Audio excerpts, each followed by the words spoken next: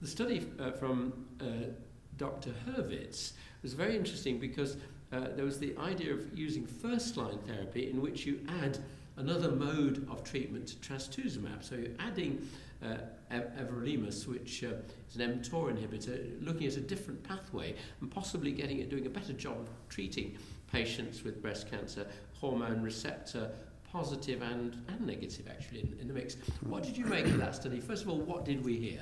Well, we heard that adding everolimus to a regimen that includes trastuzumab, which blocks HER2, and a chemotherapy drug didn't overall improve the outcome of the patients. And I think there's several reasons for that. One is that there are other reasons why tumors are resistant to tamoxifen. One of those, or to trastuzumab, one of those is that HER2 is accompanied by 3 other family members in this receptor family. And several studies have shown now that if you don't block all of those family members, you'll have resistance in some patients. We also have some data to suggest that mutations in the downstream signaling pathway in proteins like PI3 kinase, for instance, or loss of a tumor suppressor PTEN will cause resistance to trastuzumab. This study gave everolimus to all patients that had HER2-positive disease.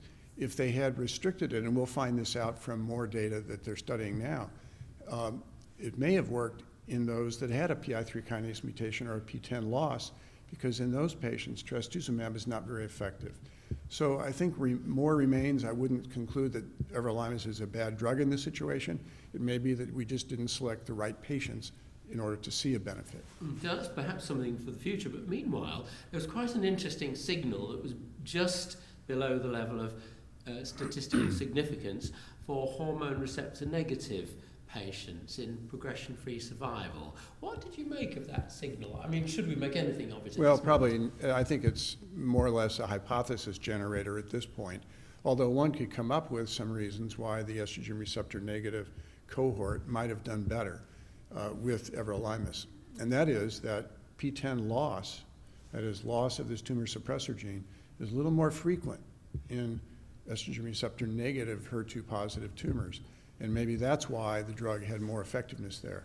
But it could be the play of chance, and there are other reasons why ER-negative tumors are different than ER-positive tumors. Many of us feel that they're 2 separate kinds of tumors and should be studied separately, even though they all have amplification of HER2.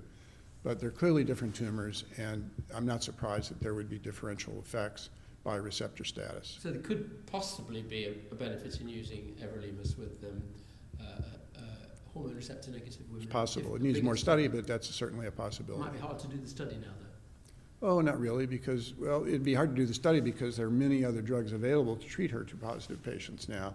So finding the right patient population is going to be the challenge. I think what I would do is to try and figure out which patients did benefit in this study and then target a follow-up study in those particular patients.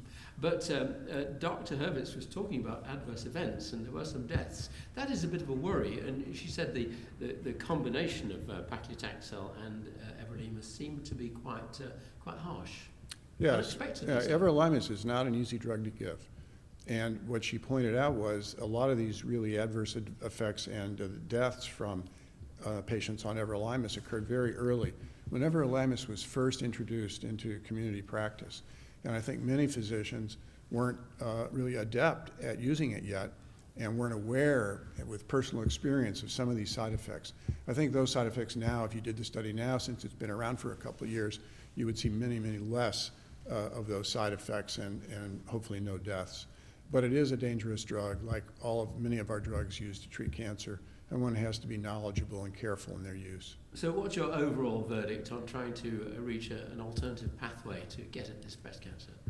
I think we're not there yet. I think we know a couple of things. We know that the estrogen receptor can be a bypass mechanism for blocking HER2.